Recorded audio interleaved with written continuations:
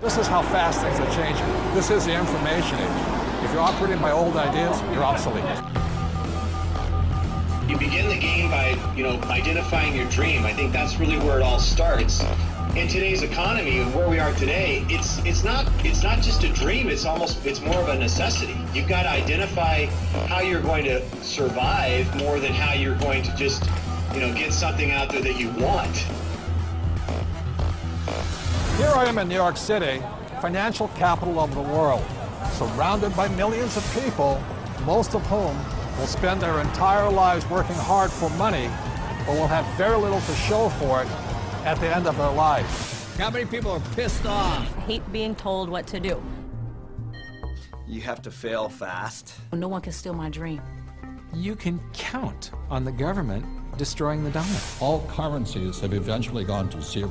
You cannot save your way to retirement. If it's too complex for us, what do we have to do with our money? We have to give it to them.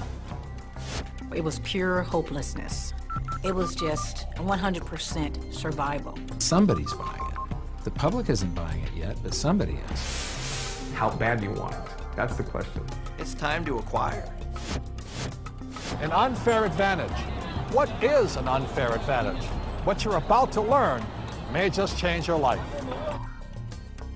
It's showtime, baby. Let's hit it. The greatest opportunity in the history of mankind is here. We're in the greatest economic change in the history of the world. This is going to be the biggest wealth transfer in my lifetime. We've got an entire society that has been built up over the years with the idea that financial institutions are a better place to put your money than to take control of your own life. If you have a solid financial education, taxes, debt, inflation, and retirement can make you richer, not poorer. The rich will get richer and the poor and middle class gone. I was around my brother who was a part of a gang, who ran a gang, and that's a lot like running a business. Most people run from problems, and the truth is that's where the opportunities are. This really is a perfect financial storm. So I am optimistic about the future. It's going to crash. The next big economic boom will not be from the internet or China or India, but will be from empowering women. A big part of success is failing so many times that you learn and learn and learn your lessons. Robert says all the time that if you're not being successful, it's because you're not making enough mistakes. People think that cash is like a safe place to be, a place to park your purchasing power.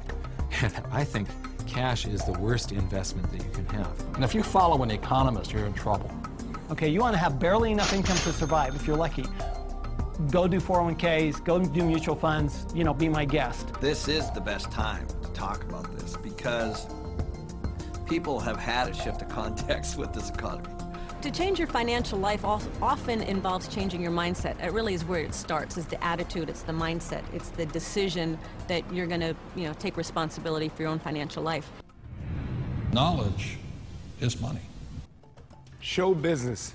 When you think about show business, you always think about the show, right? Cameras and movie stars and makeup and glamour.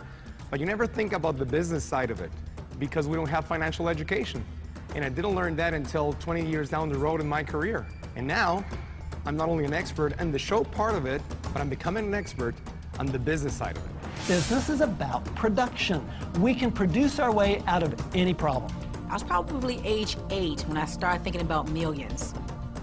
The very, very first step is you've got to select your dream, because taking control of your financial life starts with a dream. There's got to be a bigger purpose than just making money. If you don't have something that is bigger than you, a dream, a huge dream, you're going to quit.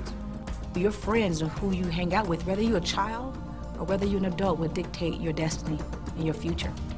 And so you have to be picky and choose your surroundings very carefully. It's creativity. It's brainstorming. It's being around like-minded people. People have so many emotions attached to money. And it might be because of how their parents thought about money, or an experience they had around money that, they think it's evil, or they think rich people are bad people, and all of this stuff. But if you just break it down, money is just a tool to be used in this world. Everybody today uses money, like it or not.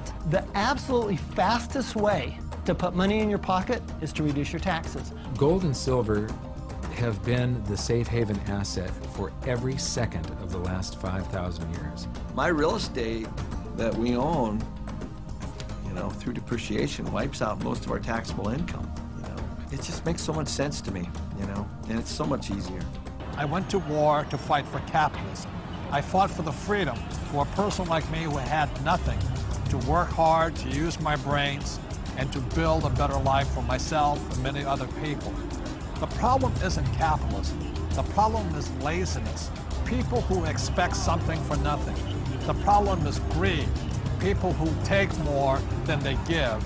And the problem is ignorance, an education system that thinks that money is the root of all evil. It's ignorance, it's financial ignorance that has caused so much of this problem, not capitalism. It's not just a dream, it's more of a necessity. You've got to identify how you're going to